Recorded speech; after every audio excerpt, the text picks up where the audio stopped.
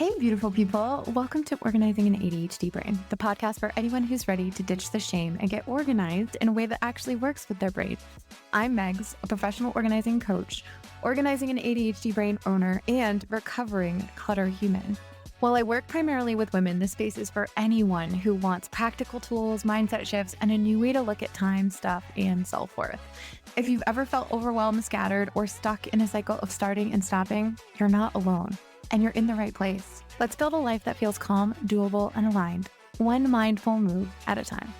Hey, beautiful people, we are going to jump pretty quickly into this episode. I just wanted to come on here and share with you a little bit about my friend Melissa. She is absolutely incredible. She is a networking queen, and I'm so excited to not only relate to her about ADHD when it comes to entrepreneurship, but talk about some of the things that feel so internal, feel like we can't necessarily talk about them on a regular basis because not everyone's going to get it. Let's go ahead and dive into this episode.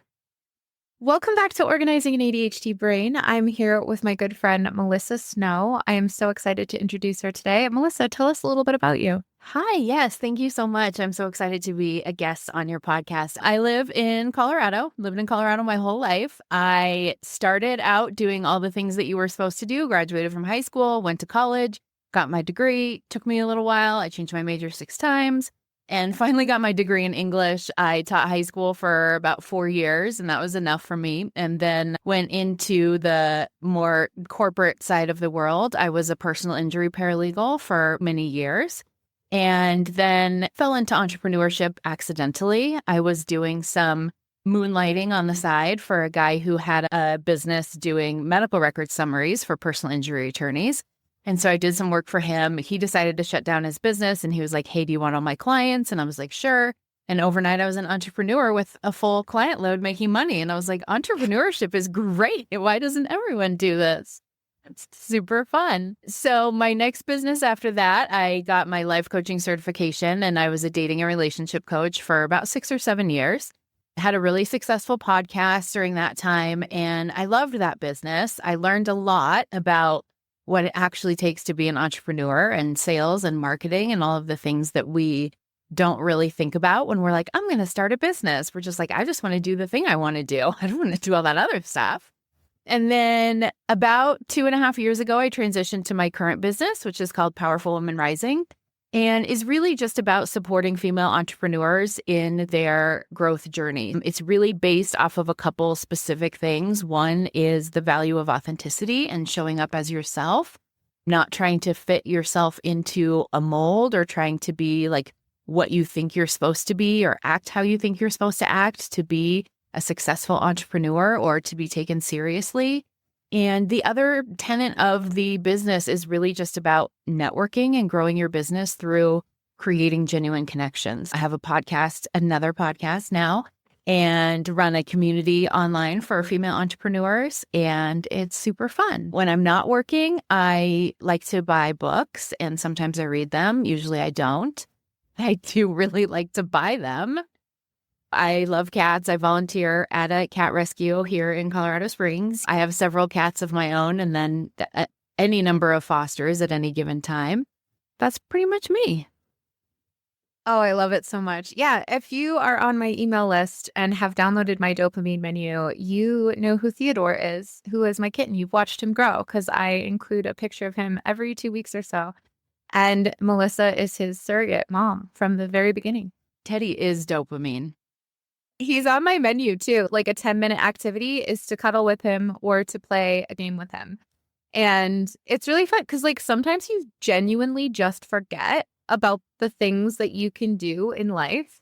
And so having a menu to go to remind you of those things. I love your journey. I have to point out a few things. Changing your major 6 times, totally normal. The more I talk to people who are neurodivergent and have ADHD, the more I realize how normal that truly is. And I used to beat myself up thinking that I was so wrong for wanting to do all of these things and not being able to figure it out. And then with the entrepreneurship journey, like trying out this and then trying out that and then figuring out what makes total sense. Yeah. And you and I first met when I went to your networking group once and then twice because all the women there are so incredible. And then I forget how our friendship truly began, but was just like, you're cool. And I'm like, yeah, you're cool too. And then here we are. We think each other is cool. Yeah. And then we hang out sometimes. I think our first like true hangout was the vision board event. Yeah. You came to the networking group and I got secretly obsessed with you. And I kept my obsession to myself for a while.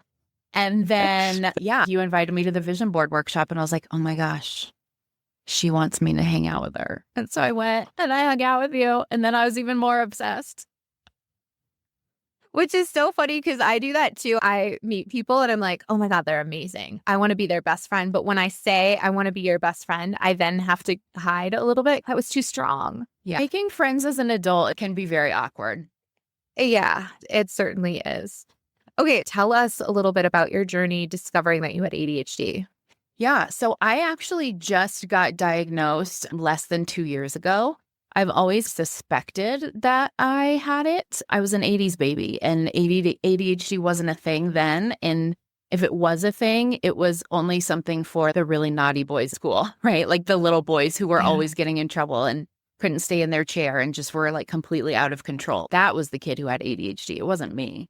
And so as an adult, I really found, especially when I became self-employed full-time and I was working from home, that was when it really started to become more of a significant issue. And I've heard that's actually really common with women to get diagnosed later in life, either when they get out of school or when they start working from home or become self-employed or something like that, because when you're in the structure of school or you're in the structure of a 9-to-5 job, it's a little bit easier to mask or cope with some of the ADHD symptoms. And I think that was probably true for me. And once I became self-employed, it just became much more obvious. I pursued a diagnosis because I wanted to get medication. And I also just wanted some validation because I remember my parents asking me, like, why does it even matter? Like, why is it important for you to have this diagnosis? And I feel like after I was diagnosed, and even still, I learned things that help so many things make sense, like so many things from my past. And I can remember as a child, my room was always a mess, which is hilarious because now I'm like over the top, neat, tidy, organized, clean.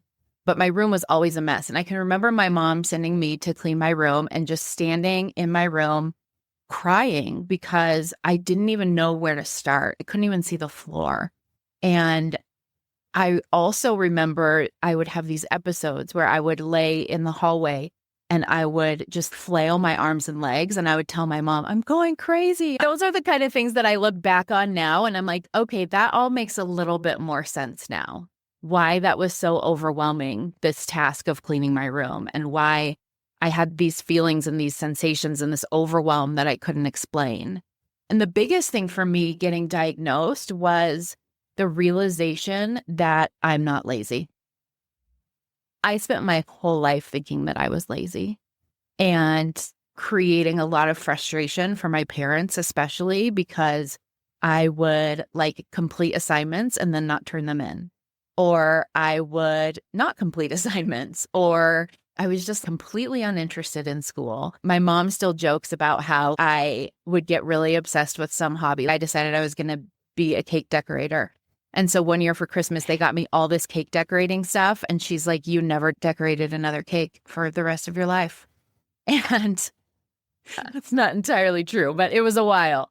And so just things like that, I was like, okay, I spent my whole life thinking something's wrong with you. Why are you like this? Why can't you just do what you're supposed to do? Why can't you do it like your sister does? Why are you so lazy and unmotivated? And when I got the diagnosis and I started to learn more about what ADHD really was, so much of that stuff made a lot more sense. And I was able to have a lot more grace and compassion with myself. That's really beautiful. And thank you for sharing that because so many of us can relate to the being lazy and also having a lot of things that we might start and not necessarily finish, right? I read something the other day that someone was saying that they were talking to their therapist and their therapist was like, what if you had a hyperfixation or a hobby that you didn't try to also make money off of? What if you just had it as a hobby? And they were like, how dare you? Why would I do that? Do you remember what it was like realizing that you are not lazy? What did that transition look like for you? Because I think a lot of people are still grappling with what it truly means to not be lazy, because that's not a thing that describes us, but it is a thing that other people have labeled us with for so long. Mhm. I think part of it was very freeing and empowering and a relief, because I feel like I spent a lot of time and energy trying to make myself be a different way. I tried so hard. I even read a book about how to make yourself a morning person and tried to do all of the things to be a person who got up in the morning and was wide awake and ready to seize the day and got all these things done before 8 o'clock. And I just could never make myself be that person. And so that relief of knowing you're really just trying to fit a square peg into a round hole, and you can stop. Like, you can just try to find a square hole, if that makes sense. And Yeah. I've just learned to find ways to work with myself rather than against myself. So being really aware, I hear people talk about this a lot in terms of the seasons, like understanding that there are certain seasons where they are very productive, and there are other seasons where it's the time to just go in and reflect and regroup. And I hear women talk about this a lot with their cycle and understanding their cycle. And there's days in your cycle where it's like, those are the days you're going to get everything done. And then there's days in your cycle where you're not going to want to do anything. And I feel like my ADHD kind of goes like that too. And so just being able to give myself that grace of, okay, you're in the period of ADHD where you're not getting a lot of stuff done. And so what is the minimum you can get done today? Like, why don't you pick one thing to get done and then you can go take a nap or something like that? And then knowing that there will be other days where it's, I don't need a nap. I semi-love the hyperfixation days because I just get so much done. But knowing that then there's going to be other days or times of the day where I am super focused and I can get a lot done, and just letting that be what it is instead of trying to force myself into something else. I really like that, because it's interesting that you bring that up, because I was just chatting with my digital sidekick this morning, and she was going into like hyper focus mode. And I saw myself doing it too. And I'm like, don't forget to take care of yourself, because that's oftentimes the first thing that we let go when we go into these modes of incredible productivity. But it's almost like we have to make up for the time that we were taking a nap or allowing ourselves to rest, when really, if we slow down a little bit and we allow ourselves to do things at a normal pace, we still get so much done. But when we take care of ourselves, we get even more done. But like, that's the time when we go into those crazy modes of super productivity. That's the first thing that goes, is taking care of ourselves and like breathing. Yeah. And that's part of why I feel like it's helpful to have that understanding too, is because before I would just be in those modes and not even realize that's what was happening. And now having this diagnosis and this understanding of ADHD, I'm like, I can see this is what's happening.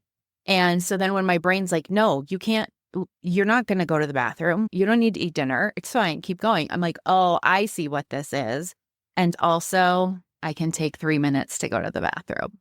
So that's helpful too, just in terms of having the understanding and the awareness and knowing this is what's happening and I don't necessarily need to work through dinner. What a beautiful way that you're explaining that too. It's not as if our brain is changing. There's no curing ADHD.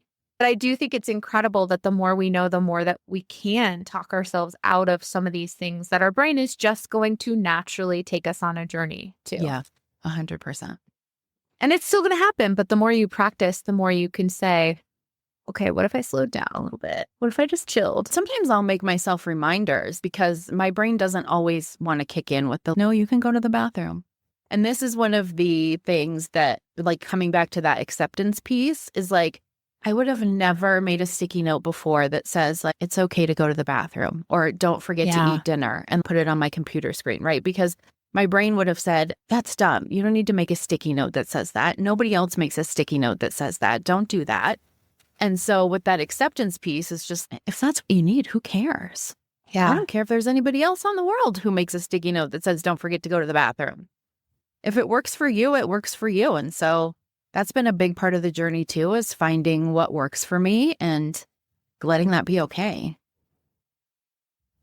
I appreciate that so much in that specific example. And you mentioned that earlier too. It's like you've started to work with your brain instead of against it so that you can understand what you need in your life. And so when it comes to your business, or when it comes to you have a neat and tidy home that you have, and sometimes you have more animals living in it than the animals that you own. Can you give us some other examples of how you work with your brain in your space to help you live a life that makes sense for you?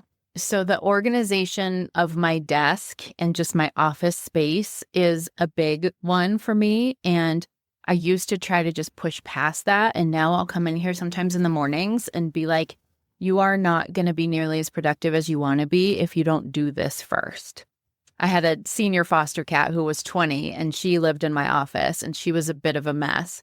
So I had to clean my office like every single day. And there were some days that I was like, just start working. But then the other part of me was like, you're going to feel so much calmer and more peaceful and like you have your shit together if you just take 10 minutes and clean this first.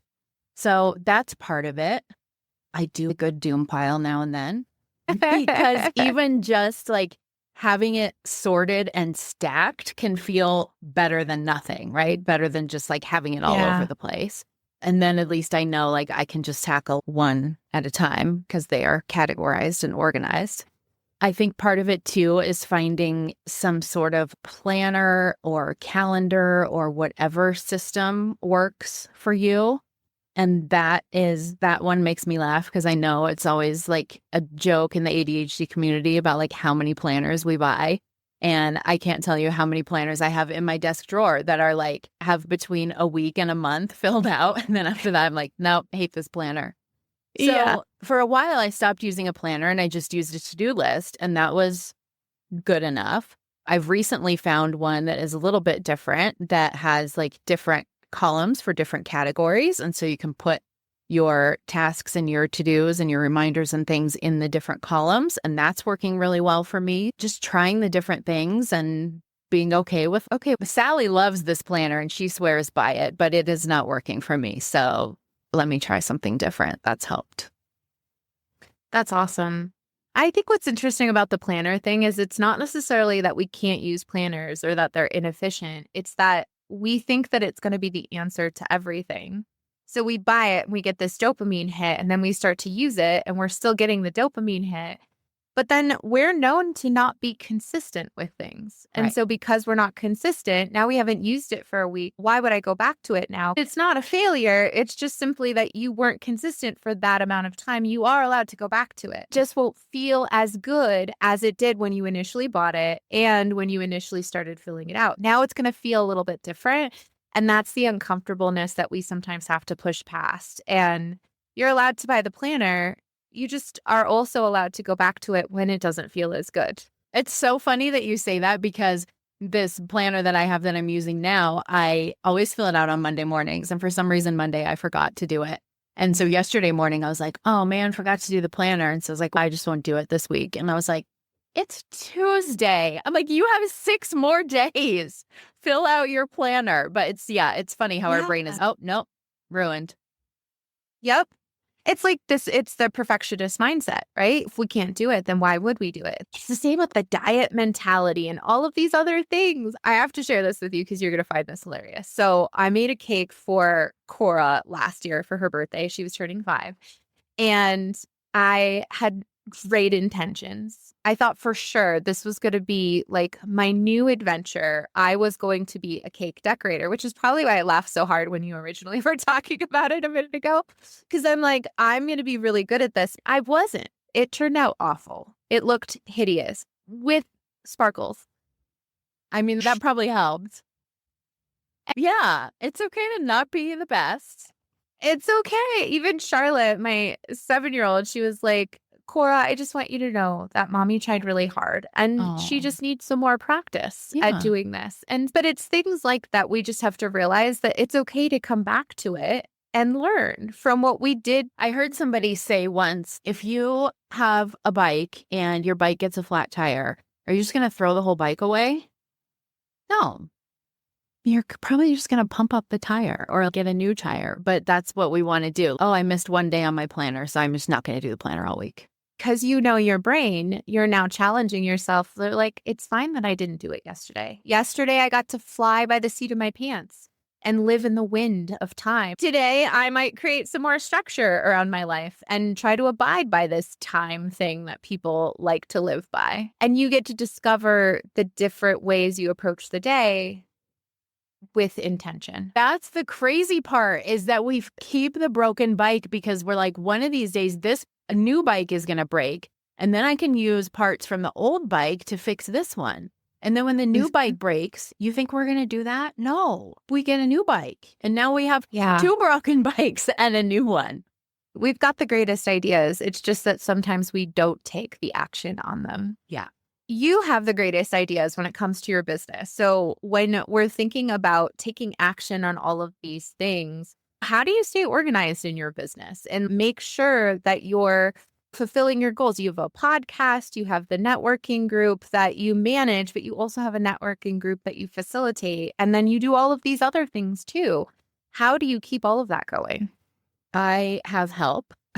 That's part of it. And not help in terms of like outsourcing and delegation, but help in terms of, I do have a VA and she's amazing. But one of the things that she's the most helpful with is she created a Slack channel. We have a number of Slack channels, but one of the ones she created for me is called Brain Dump. And she's like, anytime you have a great idea, just put it in there. And so I do. And that helps because then sometimes I get distracted because I'm working on something and then I have this great idea and I think I have to act on this great idea right now or it's going to be gone forever. And so that helps me stay focused on what I'm doing because I'm like, okay, it's not gone forever. It's in the brain dump. And it also helps because then sometimes I go back to it and I'm like, okay, that actually wasn't that great of an idea. And sometimes I go back to it and I'm like, yeah, that was a great idea. And then she helps me actually break that great idea down into here's the steps that we need to take to make that great idea actually happen. I also have recently hired Jessica Milheiser, who you were on my podcast with recently. And she is all about like business systems and strategies and processes and just helping you streamline so you can get things done. And that's been really helpful for me because she's really helped me set like annual goals and then figure out how to break those annual goals into quarterly goals. And then we break the quarterly goals into monthly goals, and being able to break it down that way and have support breaking it down that way and help figuring out what to prioritize, like what to do first and when to do it and when. And sometimes on our Zoom call, she will have me like actually pull up my calendar and, okay, let's find where you're going to time block in every single one of these things. So like all these things you said you were going to do this month now are on your calendar. And so just having that accountability and also somebody to help me work through it and break it down has been really helpful. And that's the kind of thing too. One of the things that you asked me before this podcast was about what advice I would give to people who have ADHD, especially if they're newly diagnosed. And that's one of the biggest things I think is like figuring out what kind of help and support you need and not being afraid to get it. For so long, I thought you should be able to just motivate yourself. Like, why do you need somebody else to hold you accountable? Or like the idea of co-working or body doubling is so weird to some people. Like, why would you do that? I added a weekly co-working call to the Powerful Women Rising community. For so long, I tried to tell myself, like, you don't need to do that. You don't need to set a timer. You don't just be a normal person and do it the way normal people do it. And my life has gotten so much easier since I have just accepted, like, this is the support and the help I need, and this is what works for me. And there's no shame in asking for it and getting it. And those are the things that really help me stay organized and stay on task and help me also be less distracted, I think. What's really interesting about how you're saying that is like finding the things that work for you, and not just because they're neurotypical friendly or neurodiverse friendly, it's you friendly. So you had mentioned that you wanted for so long to wake up early and then just found that wasn't your thing. I have wanted for so long to wake up early and I found that it is my thing. And here's the difference though. I knew I needed time for myself before my kids got up when I would have that time for myself when my kids got up in the morning, it made all the difference in the world in my day. Yes. And I'm still a night person for the most part, but I have figured out a way to manipulate my brain into getting up early in the morning. And there's a lot of advice out there that says, no, people with ADHD can't get up earlier in the morning, and that's not going to make you thrive. So don't just take that advice, but you've got to figure out what works for you. And if you have ADHD, it doesn't mean that something is going to work for you, absolute, and something is not going to work for you, absolute. It's just that you've got to try it, you've got to fail at it, and you've got to figure out what that failure is telling you. And do you want to overcome that failure or not? Because you get to freaking decide. You're still a human that gets to make the decisions on what routines work for you and what doesn't. Yeah. But I think that's what's cool is that you don't have to wake up at 5 a.m. to be successful and to be a badass entrepreneur. You get to decide what works for you. But I really appreciate that because while we're told so many things, you just got to figure out what's right for you in the end of it. Yeah. And sometimes it changes and you can be okay with that too. If I woke up tomorrow and magically had a 5-year-old, maybe I would be more motivated to get up earlier. Or I'm thinking of a time in my life where I was much younger, but I would get up every morning at 4:30 because I did a boot camp at 5. I can get up early. I'm capable of it. But now being self-employed and not having children, not having human children, and having cat children who are awake at 3 a.m., when 7 o'clock comes, I'm like, I don't want to get up right now. And it's okay to not. Yeah. And it's okay if that changes someday. It totally is. I do find that when I shake up my routine a little bit, that helps me because then my brain is, ooh, something new. So you are an entrepreneur and you've done a lot of things. You told us a little bit about what your history was and where you've come from. You were a relationship coach and now you focus primarily on networking. How did you know that it was time to transition in your business from one thing to where you are now? That's a great question because I don't know if it's just entrepreneurship or if it's ADHD or maybe a little bit of both, but I often have experiences where I will do something for a month and then I'm like, okay, I'm done doing this. Let's do something else. And so knowing when is the time that's, okay, it's really time to do something else. And when is the time that's, okay, no, this is just your brain saying, okay, it's time to do something else, but really it's not, can be a little bit tricky. And for me, it was a series of things happening, like those little whispers that you get from the universe that are like, it's time to do something different. And you're like, no, I'm not listening to you. Like, I have spent so much time and so much money and so much energy building this business. We're not doing something else. And then it just keeps getting louder and louder. And for me, the big thing was the summer that I shut down my coaching business. I hadn't shut it down yet, but I was thinking about it. I woke up one day and I got on Facebook and my Facebook account had been deleted. And at that point, I had a Facebook group for single women that had about 3,000 women in it. I had a book club for single women that I did, and they were all in a Facebook group. I had about 300 women in that group, and they were all gone because I had not learned the lesson that you need to make someone else an admin of your Facebook group just in case this happens so they can let you back in. I was upset about it for a while. And then the other part of me was like, okay, maybe this is just the universe telling you like, you're done. And maybe the universe knew that I was going to drag my feet on this for another year and was like, here, let me just make this easy for you. Like, you are done. So that was part of it. And part of that process too was realizing that initially, it felt like everything I had done in my relationship coaching business was for nothing because now I was starting all over with a totally different business and realizing that I actually did a podcast episode on this and I called it like starting again versus starting over because I realized like you're actually not starting over. You're taking everything that you learned in the last 7 years, whether it was about building a business or about what it takes to have a successful relationship. And you're using all of that to build the next business, which is going to make it like so much simpler and easier and better because you have all that experience and that knowledge. And it's really interesting because When I talk about networking, I always say networking happens anywhere that you're building a connection with another person.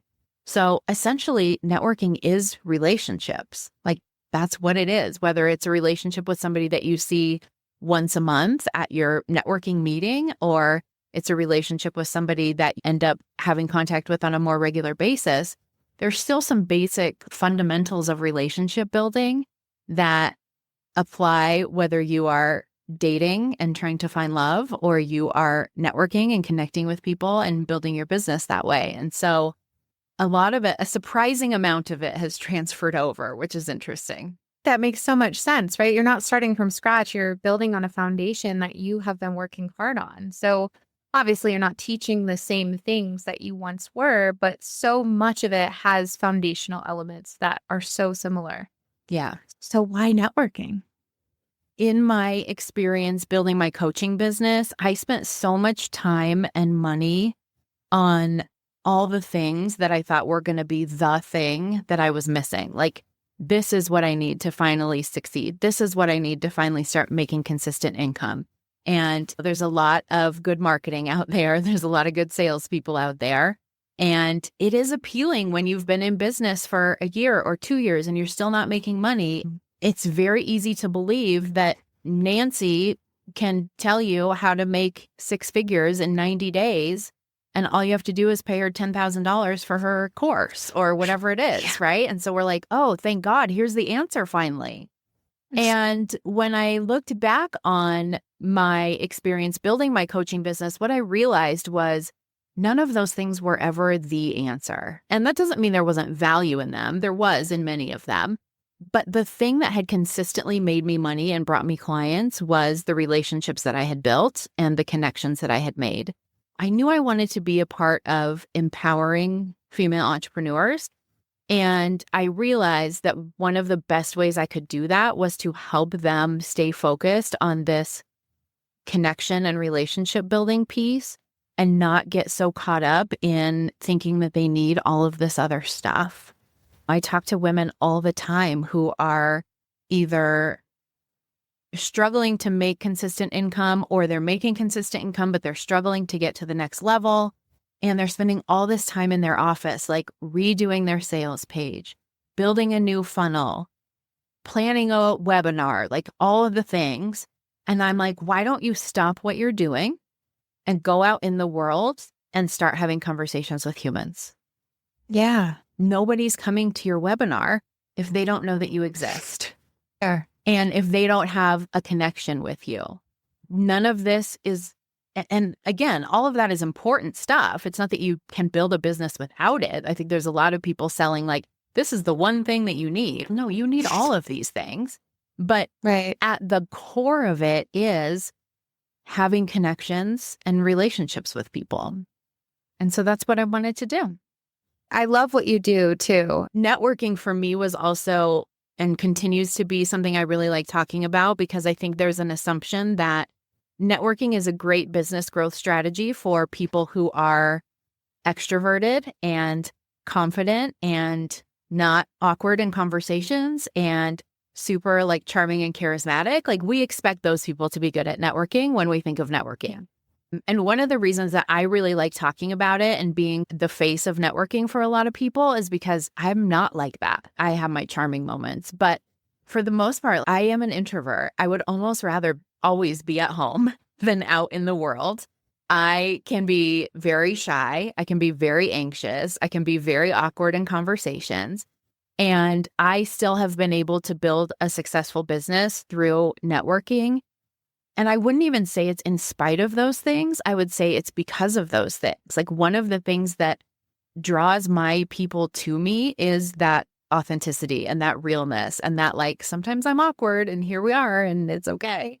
And it gives other people permission to be the same way. And that is appealing to them. And so I like being able to show people that there is a way to build your business through networking while still staying true to yourself and finding the way to do it that feels good to you, as opposed to trying to make yourself be the like Joe Schmoozer used car salesman happy hour guy that we all think of as that's what networking is. And it's actually really not. what's interesting as you say this is when I first started my business, I thought that I had to have such a great social media presence.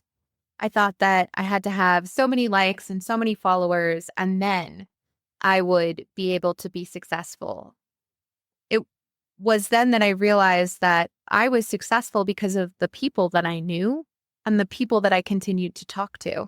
Yes. And each and every one of my clients either came from my podcast or came from a friend who had referred them or a friend who had told them about me. And I think that's what's so fascinating about this. Social media is great in some cases. And I've had so many podcast guests that I've met through social media. And it's really, truly through that connection. And I have a friend who told me she hated networking. I had mentioned it in one of our podcast groups. I was like, let's all network. I created this whole schedule so that we could all get together and get to know each other a little bit more, which was really fun. And she told me, she said, I don't really like networking. She's an introvert. She doesn't want to put herself out there. She wants to put herself out there, but she's like, I don't really see the benefit of it. So because she said that, it was then that I decided to let her know every time something that was networking was positively impacting her in her life. You're like, I'll show you. She loves and hates me at the same time, and I am who I am. She accepts me for who I am. But it's, because you told me about that, I told you about her, and now she's connected with you and now follows you. So do you see how that created this connection? And it's just so fun because the more you talk to people, the more that you're able to truly express what you're doing too. I just met someone today and I had looked at her Instagram page, and it wasn't until I spoke with her in real life today that I truly understood what she did. She's like, but I don't know how to tell people what I do. And I'm like, that makes sense. It makes total sense. And then I immediately thought about your group, and I thought about, so like, it's just really neat to be able to make real connections with other humans who genuinely want to be out there helping people. But it's crazy because the people that genuinely want to be out there helping people are the people that don't know how to tell you what they're doing because it can feel so uncomfortable. Part of that is finding the structure and the format of networking that you like and that works for you. Some people really like the happy hours that have no structure, that's just come and schmooze and talk to people and insert yourself in conversations. That's like my worst nightmare. But you give me a little structure. You tell me, like, sit at this table for the next 10 minutes and you're going to talk to those people about this topic. I'll do that all day long. So trying different formats. And sometimes we don't like the big group. Sometimes we just want to talk to one person, or we would just want to talk in a small group. And so finding places where you can do it in a way that works for you is very helpful too. So tell us about your groups that you hold. Yeah, I host a monthly virtual speed networking event for female entrepreneurs that people from all over the world join. It's super fun. We usually have between 60 and 80 women on those calls, and we do breakout rooms and have topics to discuss in the breakout rooms. And that's a really good opportunity, especially for people who think that they don't like networking or who feel like anxious and start like sweating and getting hives when they think about networking. It's very like low stress, not as intimidating as like physically walking into a room of a bunch of strangers. And I always say, if you can get freaked out, you can just pretend like you don't have a good connection and then you're gone. Like you can't do that if you're in an actual room. So I host those once a month. And then I also have the Powerful Women Rising community, which is for female entrepreneurs. And it's a mix of networking. We have mastermind calls at the rockstar level. We do a lot specifically with networking. So we have a networking lab where we practice different things related to networking, and not in like a cheesy role play way, but like actually figuring out like, how do we do this better? Or I came into this situation and I wasn't really sure how to handle it. We talk a lot about like, how do we have conversations that aren't small talk without being like, so person I just met, tell me about your worst childhood traumas. How do we find something in the middle? And so, yeah, there's a lot involved in the Powerful Women Rising community. And I did that intentionally so that the connection would just be built in, so that you don't have to have 50 coffee dates. You don't have to have 50 Zoom calls with the people in the community every month to make sure that you're building those relationships and that you're staying top of mind with them. You're showing up to the mastermind, the co-working calls, the networking lab, things like that. And your relationships are growing organically, which is very fun and also a lot more comfortable for most people. How can people get in touch with you and join a networking call or join your community? Yeah, the best way is just to go to my website, which is powerfulwomenrising.com. You can find my podcast on the website. You can find, there's an event section that talks about the upcoming virtual speed networking events if you want to check one of those out. And then there's also information about joining the Powerful Women Rising community on there. Melissa, thank you so much for joining us today. Any last words of wisdom you'd like to impart? I just will reiterate the importance of giving yourself grace, being compassionate and understanding with yourself, not being judgmental with yourself or telling yourself like you should be able to do something or you shouldn't have to do it this way. This should be easier for you.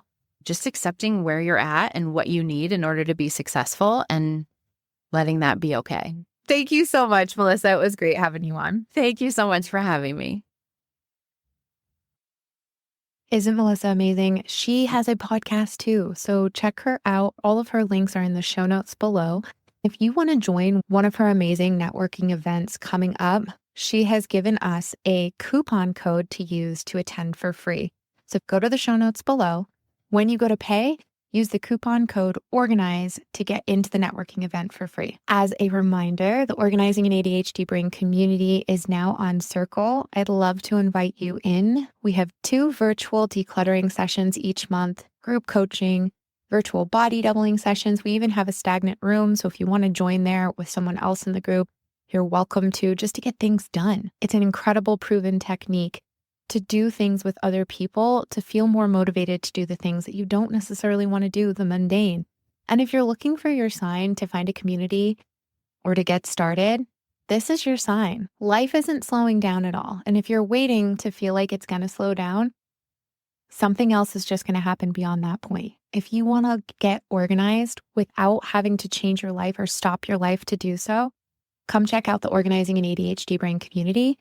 I can't wait to see you on the other side. Oh, and you get a free coaching as soon as you complete onboarding. So, a win-win. Don't forget to follow the show so you get notifications of all the new episodes.